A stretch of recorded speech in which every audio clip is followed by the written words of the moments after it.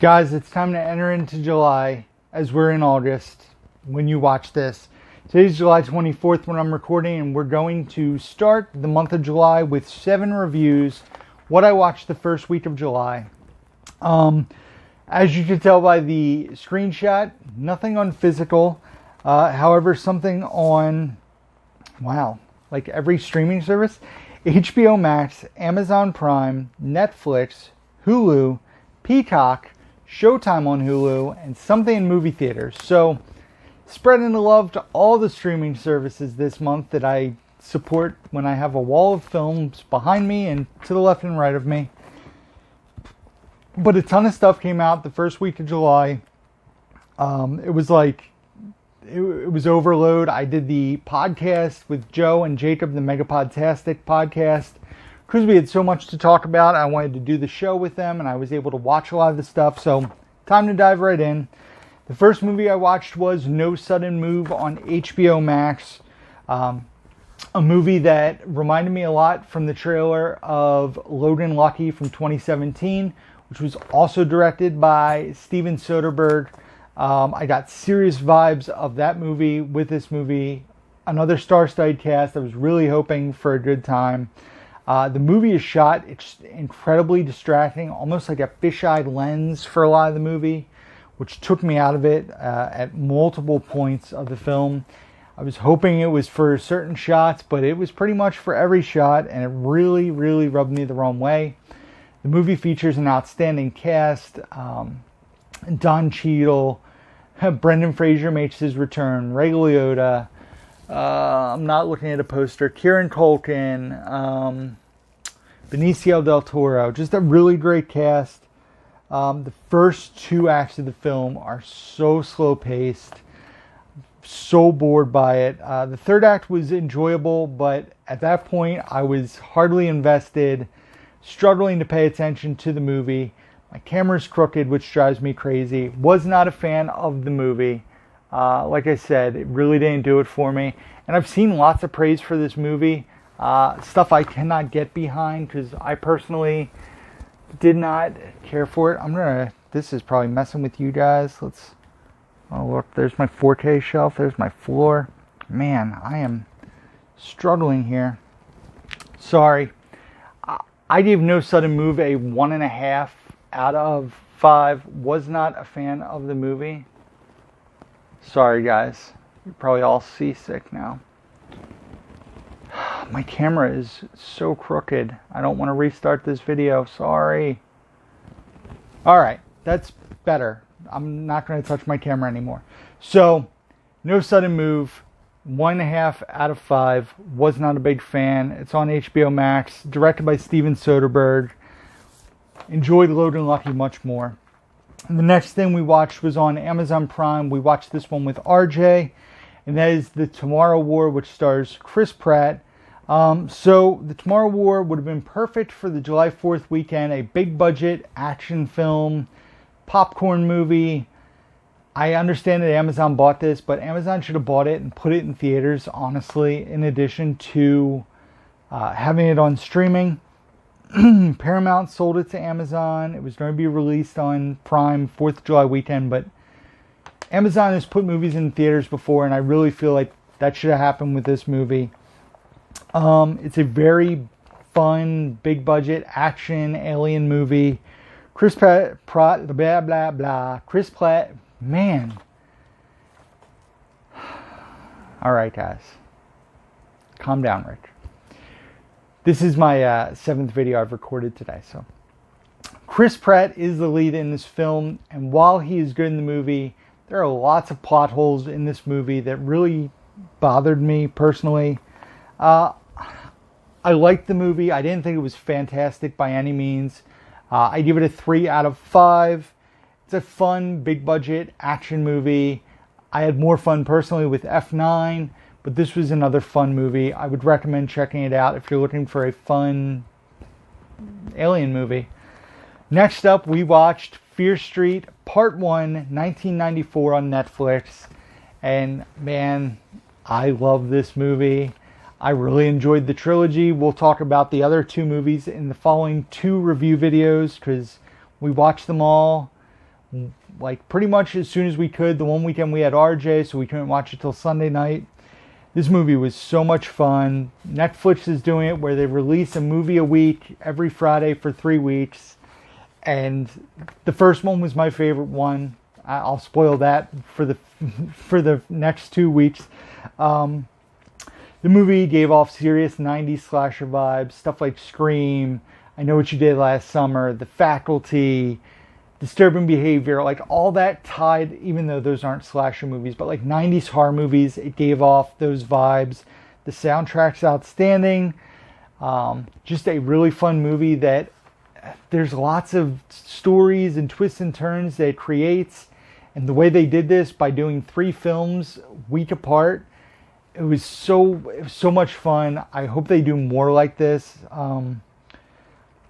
There's a lot of cool things in it. Obviously, these are based on these are named after the Fear Street books that R.L. Stine did, which was like the teen and up version of Goosebumps, and I used to read those when I was younger too.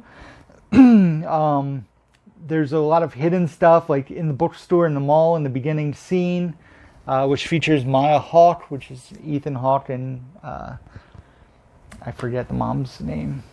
Uma Thurman? Ethan Hawke and Uma Thurman's daughter? Maybe? Maybe it's not Uma Thurman.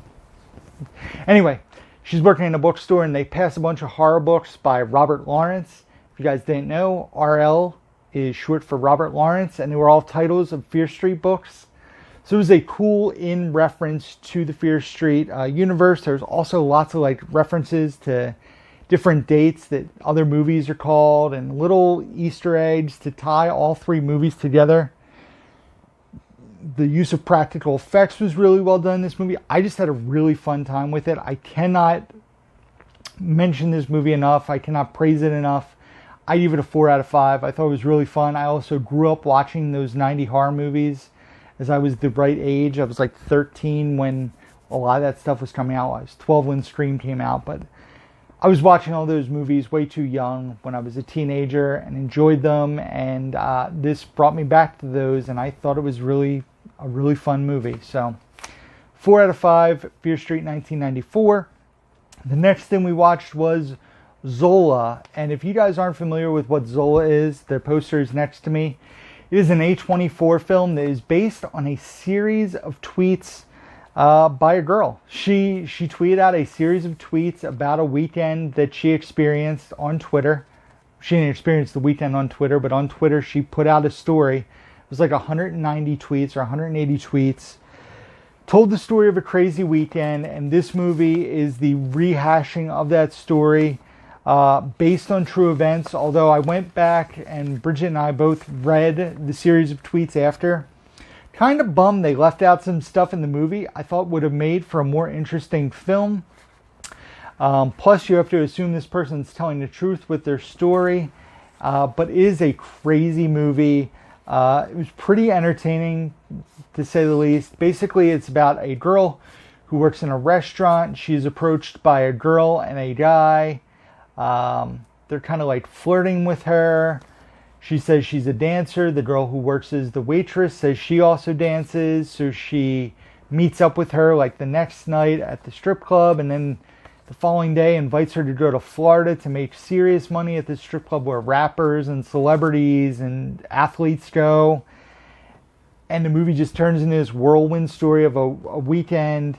A lot of the dialogue from the movie was plucked straight from the tweets, which is kind of cool, going back and reading those. I wouldn't read the tweets before you watch the movie. Like, go see the movie and then go back and read the tweet story and kind of compare them. It's pretty wild. I guess it's kind of sad that I was expecting it to be even more crazy, but the story itself is pretty crazy that it's real. I give it a 3.5 out of 5. I thought it was a really, just an interesting, well done movie. Another good A24 movie. I recently saw Minari and liked it. I talked about that recently. However, there was another A24 movie that was on Hulu that we watched and was not a big fan, and that is False Positive, which stars Alana Glazer, who I know most from Broad City. She was also in Rough Night, which a lot of people who didn't watch Broad City would recognize her from. The movie basically gave off serious, like Rosemary's Baby vibes. Lots of unsettling characters and images built. There was suspense building up. Then the story kind of just gets like really weird. Everybody is acting super weird for the sake of being weird in a movie, in my opinion. Alana Glazer, you find maybe she's the crazy one, or is everybody around her really crazy? And then the ending of the movie happens. Bridget and I are like, really? Like, this is horrible. Why did it go this direction? So, like I said, creepy build-up. I was on board through the second act. I was like, man, maybe they're going to pull off a really cool story. Act 3 happens. It goes off the rails, insane.